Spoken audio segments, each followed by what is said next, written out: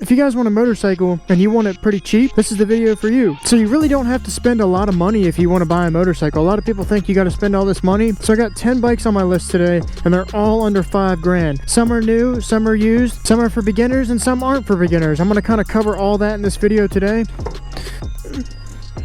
Should be good enough.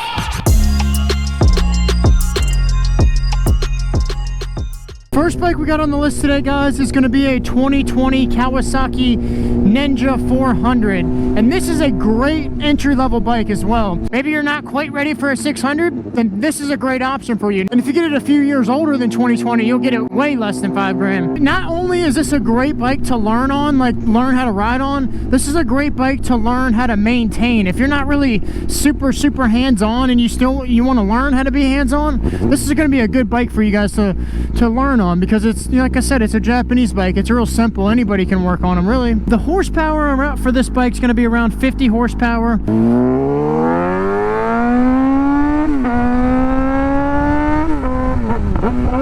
Wet weight is going to be around 370 pounds, guys. So it's not too heavy. I know that sounds like a lot, but once you start moving, man, motorcycles are light. Kind of get on, you're like, man, this thing's heavy, and then you start going, you're like, nah, this thing's not heavy at all. Especially these sport bikes, man. You just throw these things around. Top speed on that bike is claimed to be around 116. I don't even know if it'll go that fast. I feel like that's a little hyped up. Probably around like just over 100, maybe 110, something like that. You guys want to save some money, man? That's a great option. Second bike is not a sport bike, guys. Yamaha Starbolt or Bolt, I don't know, I guess you can call it either one. And you can get a 2014-15 all day for 5 grand. I saw some nice 2014/15s for 5 grand or less. Now that bike's a decent entry-level bike. I've actually sat on one before. I rode with somebody that had one of my videos. When I sat on it, I noticed it was extremely comfortable. It's a cruiser, you know, so it's gonna be really comfortable. It's an entry-level bike, but the only thing about that bike is it's really heavy. It's like almost 550 pounds. But if you're a smaller rider, that bike's really low to the ground, and it's got around 65 horsepower, so it's not all that powerful. It's air cooled, not liquid cooled, because it's a cruiser, guys. The top speed is, who cares, because it's a cruiser, right? You don't really get that to top it out. Shouldn't be getting any bike to top it out. They started making that bike in 2014, actually, and that's the one I sat on.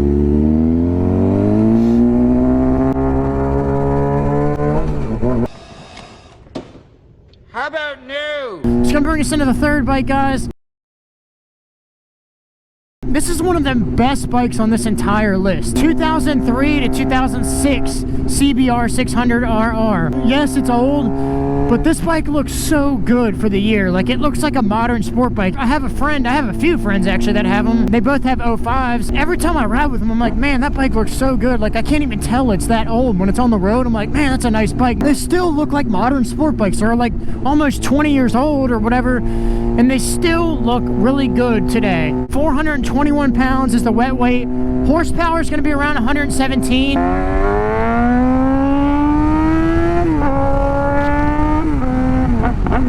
The only con I have with this bike and some older bikes on this list, some of them don't have a steering dampener. So yeah, that's the only con with that bike. But for looks, price, and performance, this is one of the best bikes on this list. You can get this bike all day for under 5 grand. All day. I'm not buying this bike for anything over 5. Honestly, I'm not even paying 5 for it. I'd like to get this bike for, like, you know, around 4 grand, maybe a little more than that, somewhere in that ballpark. And that's gonna bring me into the next bike.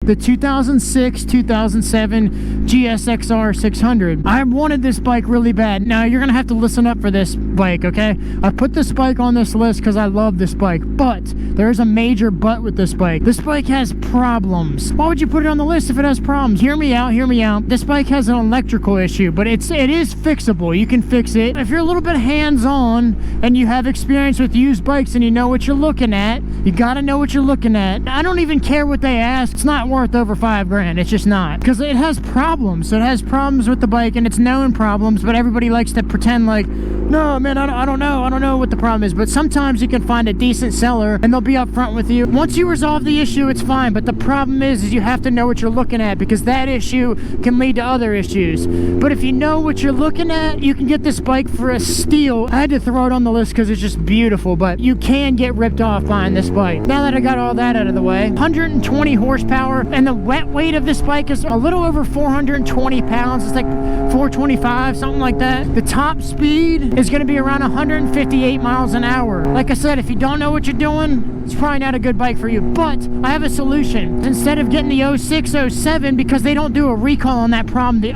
08, 09 has the same problem, but they do a recall on it, but it's going to be a little more expensive.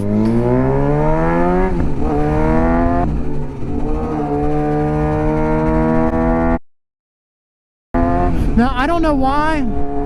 I don't know why they do a recall on the 08, 09, but they don't do it on the 06, 07. That's not a question for me. That's more of a question for Suzuki. I don't know. You have to ask them. All right, guys, and that's going to bring me into the next bike. Out of every single bike on this entire list, I don't know about the best looking, but the top performing bike for the best deal, it's going to be this bike, and that's going to be a 2008 ZX6R. I don't know why these things are so cheap.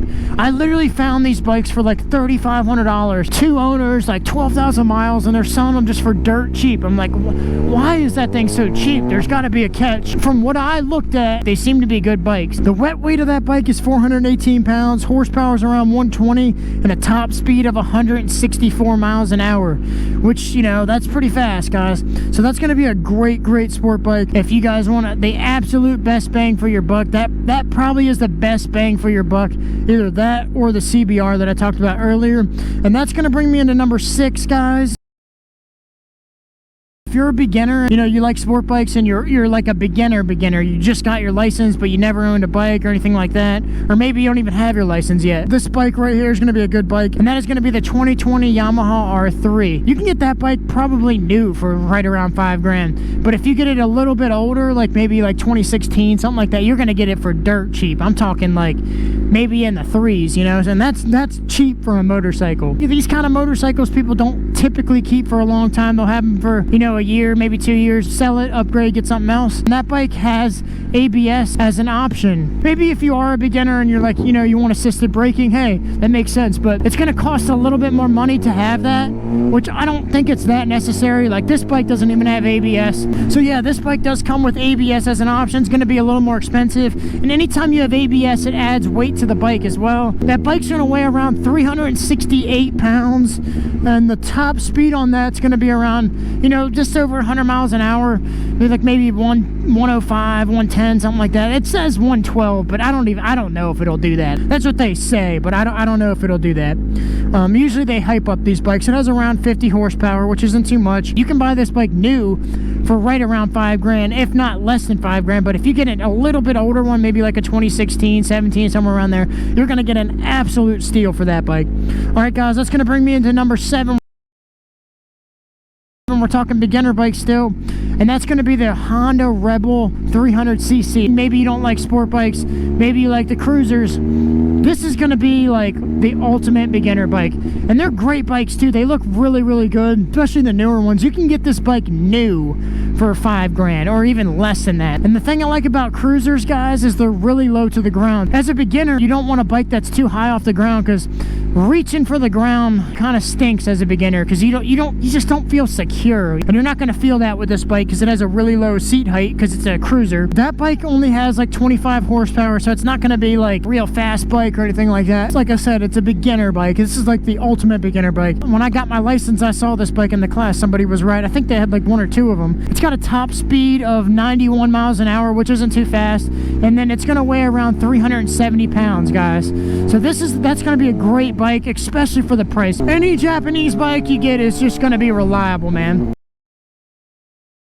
CB CBR 500R, and this bike looks so good in red. Again, maybe you're not quite ready for a 600, you don't want like a 250, then this is going to be the bike for you. This is going to be a great bike. It's, you know, it's got plenty of speed out here for the road too. It's a great street bike. The faster the bike you get, the more you can't even use it. Something about riding a slower bike fast is just so much fun to me. So the bike's going to have around 50 horsepower, somewhere around there. The wet weight of the bike is going to be around 425 pounds. And for a sport bike, as soon as you get on it, you realize, hey man, I can just throw this thing around. That's going to be a great bike to develop those skills. And especially if you like sport bikes like me, man. It's going to be a great entry-level bike for you. So that's a good bike to consider, guys. And the top speed on that's probably going to be around 110 miles an hour, something like that. And like I said, that's going to be a great bike to take out on the public road. Versus a bike like this. This is a 600cc bike that I'm on. It's a sport bike. I can't even use like 7% of this bike on the road. You get that bike, you still can't use 100% of it, but you can crack the throttle and not be going 120. That kind of makes it fun. You can ride that bike more aggressive out here, not get some reckless driving ticket that's gonna like ruin your driving record.